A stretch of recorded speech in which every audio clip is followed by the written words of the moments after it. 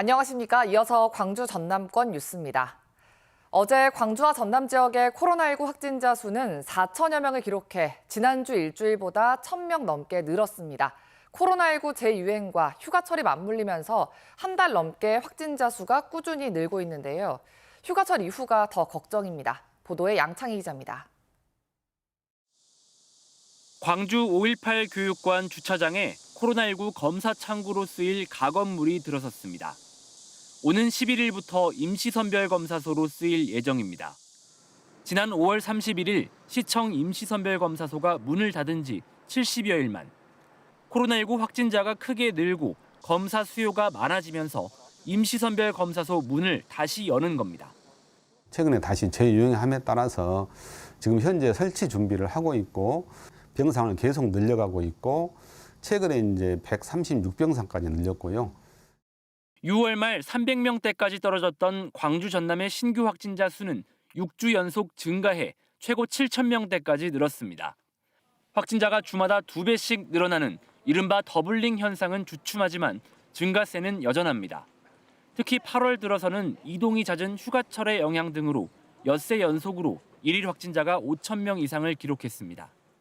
휴가철이 끝나면 검사를 받지 않은 숨은 확진자가 늘 가능성도 있어 재유행은 8월 중하순이 되어야 정점을 찍을 것으로 예측됩니다. 예년의 경우를 보면 이동량이 많은 휴가철 이후 확산세가 다시 터질 가능성도 있기 때문에 방역에 대한 긴장을 늦출 수는 없습니다. 보건당국은 이달부터 노인 복지시설의 취식을 제한하고 비대면 운영을 권고하는 등 가능한 조치에 나서고 있습니다. KBS 뉴스 양창입니다. 이번 주에도 광주와 전남 지역에 폭염특보가 내려진 가운데 무더위가 이어지겠습니다. 무더위 속에 온열 질환자도 늘고 있는데요. 특히 농촌에서는 나이 든 농민이 혼자 일하는 경우가 많아서 대비가 필요합니다. 김종환 기자가 보도합니다. 떼약볕 아래에서 농민이 밭일을 하고 있습니다. 오전 10시를 조금 지난 시간인데 기온은 벌써 33도를 넘어섰습니다. 며칠째 폭염특보가 이어지고 있지만 이를 미룰 수도 없습니다.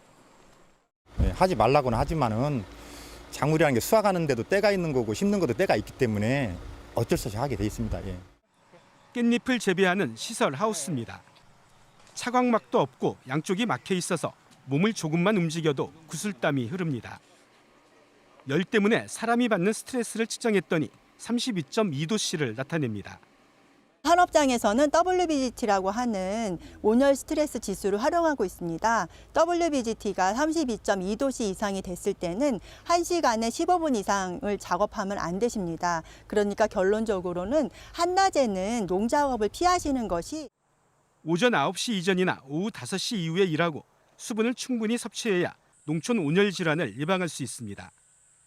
농촌에서는 외딴 곳에서 혼자 일하는 경우가 많은 만큼 어쩔 수 없이 무더위를 무릅쓰고 일을 해야 할 때는 이웃이나 가족과 바로 연락이 닿을 수 있도록 대비해야 합니다. 올해 들어 무더위로 인한 온열 질환자는 전북 지역 70명을 포함해 전국에서 1,070여 명 발생했습니다. 6명 중 1명은 논밭과 비닐하우스에서 일하다가 온열 질환이 나타났습니다. KBS 뉴스 김종환입니다. 전남 해역에 고수온 주의보와 경보가 내려진 가운데 어제 흑산군 홍도 우럭 양식장에서 우럭 190여 마리가 죽었다는 첫 피해 신고가 접수됐습니다. 또 그제 진도에서는 오리 500여 마리가 집단 폐사하고 나주, 보성, 무안 등 전남 5개 시군에서 돼지 100여 마리가 떼죽음하는 등 지난달부터 가축 47,700여 마리가 더위로 집단 폐사했습니다.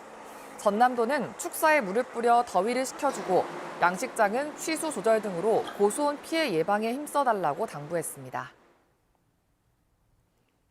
어젯밤 8시 20분쯤 여수시 덕충동의 한 아파트에 설치된 에어컨 실외기에서 불이 나 실외기와 아파트 2개 층 일부를 태우고 30분 만에 진화됐습니다. 경찰과 소방당국은 에어컨 실외기에서 불이 시작된 걸로 보고 정확한 화재 원인을 조사하고 있습니다. 고령 인구가 많은 전남 지역 자치단체들이 100원 택시를 도입해 호응을 얻었는데요. 경상북도와 일부 시군들이 내년부터 무상버스 도입을 추진합니다. 문제는 무상버스 운영에 따른 막대한 예산을 어떻게 조달할지인데 열악한 지방재정과 교통복지를 감안해 국비 지원이 필요하다는 목소리가 나오고 있습니다. 정혜미 기자가 취재했습니다. 청송군의 한 시내버스 정류장. 승객들이 요금 1,300원을 내고 탑니다. 그런데 내년부터는 요금을 안 내도 됩니다. 청송군이 전국 최초로 전 국민을 대상으로 한 무상 시내버스를 도입하기 때문입니다.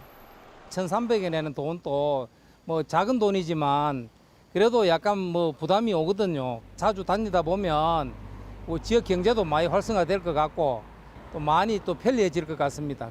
청송군 인구는 2만 4천여 명. 외지 관광객 요금까지 지원하면 연평균 5억 원 안팎의 예산이 될 것으로 예상됩니다.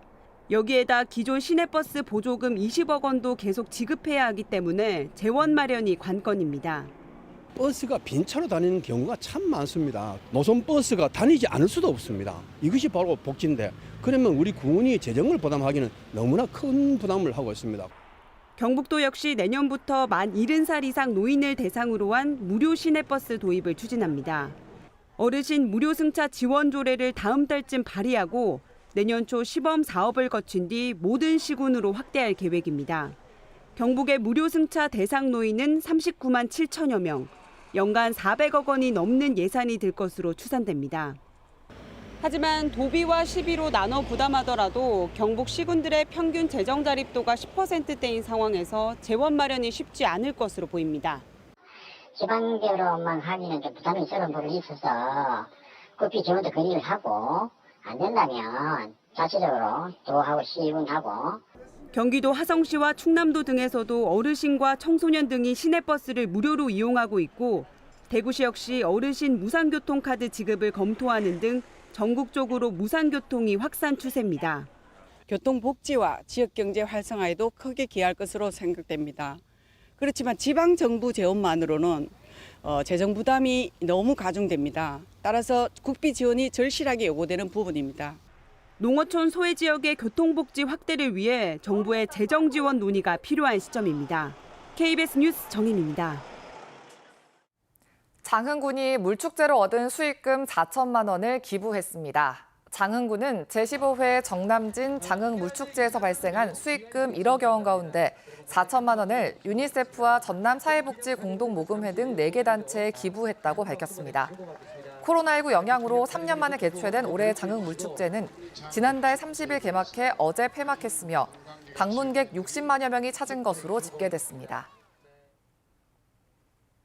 무안군은 오는 17일부터 모든 군민을 대상으로 1인당 20만 원씩 3차 무안형 재난지원금을 지급한다고 밝혔습니다.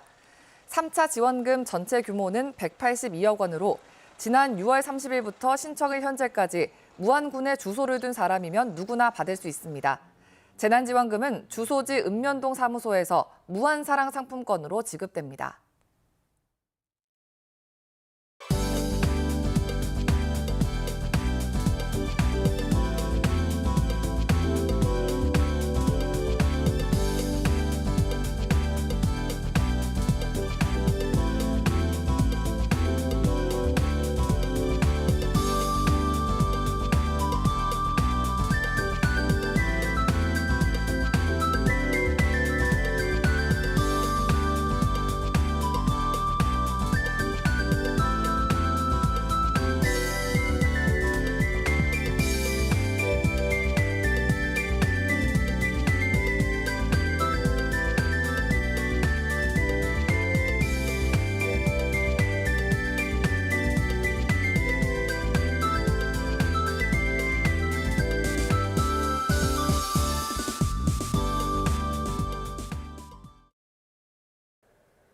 어제 절기 입추가 지났지만 더위는 절정을 보이고 있습니다. 위로 올라갔던 정체전선이 다시 우리나라 주변으로 내려오면서 오늘 중부지방을 중심으로는 장맛비가 내리겠는데요.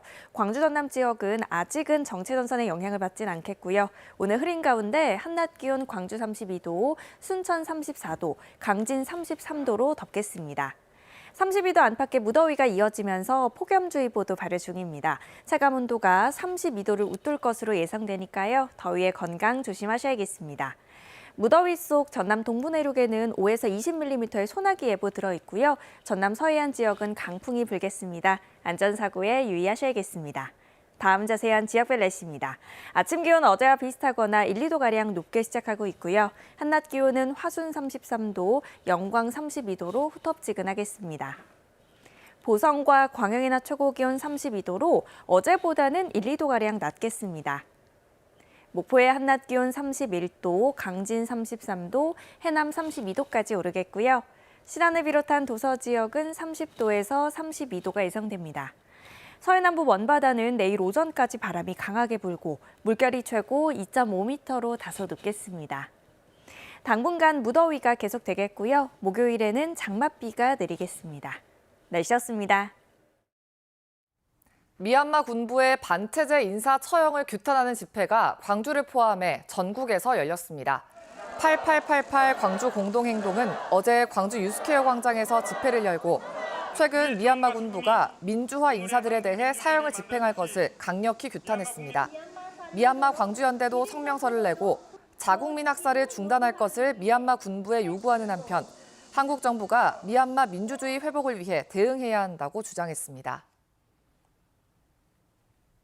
광주시가 운영하는 공공배달앱 위메프오가 출시 1년여 만에 누적 매출액 134억 원, 거래 건수 52만 2천여 건을 기록한 것으로 나타났습니다.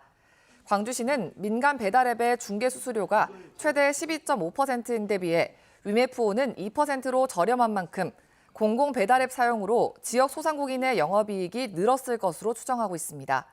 광주시는 위메프오를 이용할 수 있는 전통시장을 확대하고 소비자 혜택도 늘릴 계획입니다. 전남에서 생산된 달걀이 안전성 검사에서 적합 판정을 받았습니다. 전라남도 동물위생시험소는 달걀의 안전성 확보를 위해 산란계 농장을 대상으로 살충제와 항생제 등 80여 가지 달걀 안정성 검사를 실시했습니다. 뉴스를 마칩니다. 시청해주신 여러분 고맙습니다.